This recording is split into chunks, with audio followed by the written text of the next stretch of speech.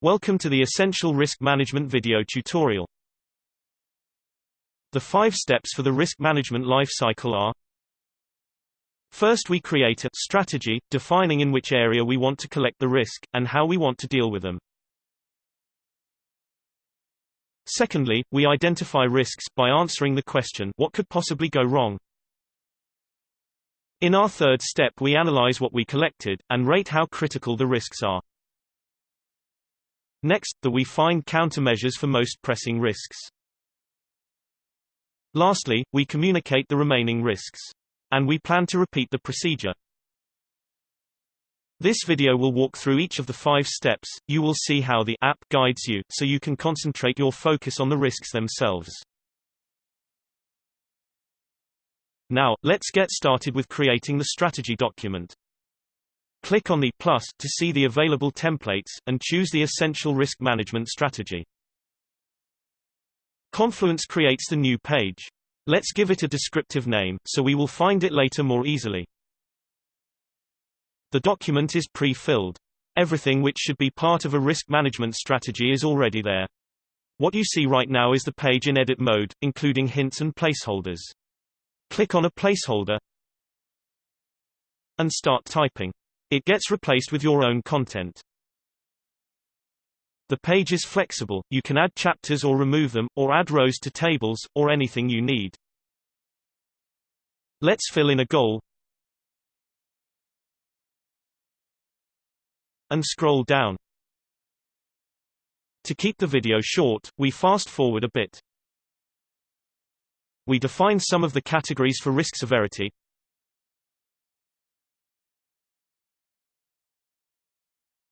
and scroll a bit more down, just to show that we are almost through. Click on Publish, and here we are. The first draft of our risk strategy is finished.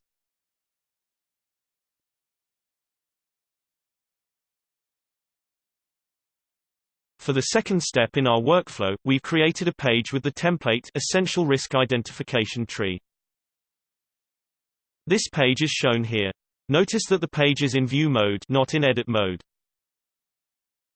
If you're a new joiner in risk management, we recommend to start with collecting risks in a brainstorming session with the team. Don't waste much time on structuring the risks during the brainstorming. Keep ideas coming. Always answering the question, what could possibly go wrong? Let's type in some risks.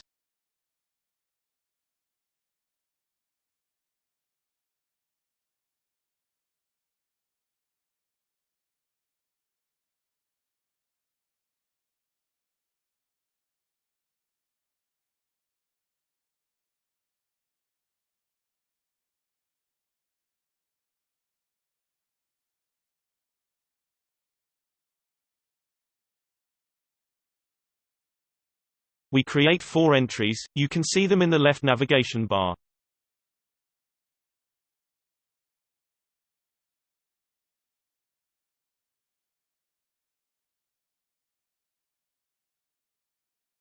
Now, let's look what we have and arrange it into a hierarchical structure. We recognize that our first risk tree entry is actually refined by the other 3 risks.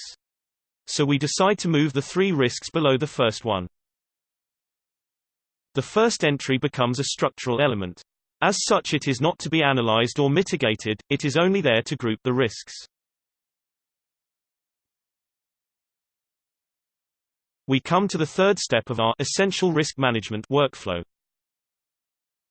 We go to a risk tree, a larger one here as you can see, and pick out the risk we want to analyze. It's a leaf of the risk tree. Now we click on the button to create an risk analysis page. This page will document the risk and how we deal with it. You see it here in edit mode. We want to keep record who takes part in the analysis. To mention other persons in Confluence, push the @ button, and start typing the name. Select the person from the pop-up menu. If you filled in the description in the risk identification form, the text will appear here as summary. We can refine it, if necessary. We check those entries from the choices which apply, and again, overwrite the placeholders with our actual content.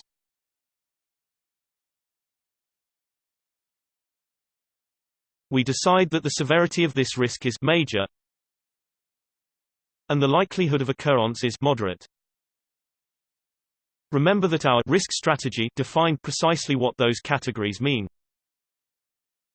With severity and likelihood determined, we can look up our risk rating in the risk matrix included in the strategy. It is significant with the yellow traffic light color. We check it, and we are finished with step 3. Our next step is about risk mitigation. We stay on the risk analysis page, scroll a bit further down to the section Evaluation. It is time to decide what to do with the risk. If it is rated low enough, you simply can accept it. Or, in this example, the risk rating is significant, we decide to mitigate the risk. We note down measures which help us to reduce the risk. Measures may already be implemented, then we set the status to active. In our example, the measure is not yet in place, it is planned. A measure usually reduced either the likelihood or the severity of the risk. We note the intended effect for each measure.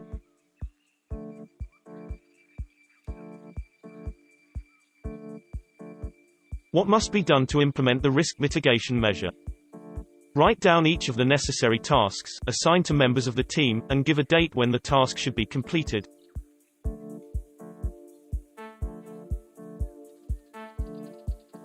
A second task.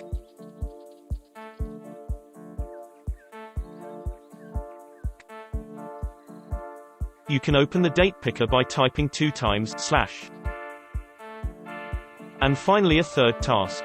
Once they are all done, the mitigation measure will become part of the process, and then we lower the rating of the risk. The last step is simple. Create a report using the Essential Risk Report template. The report shows all risks in a traffic light manner, and it is updated automatically. It is just right to communicate risks, and therefore essential to the success of the risk management process. And we are finished. You can find our app in the Atlassian Marketplace, or visit our webpage, essentialriskmanagement.com. Thank you for watching this video tutorial.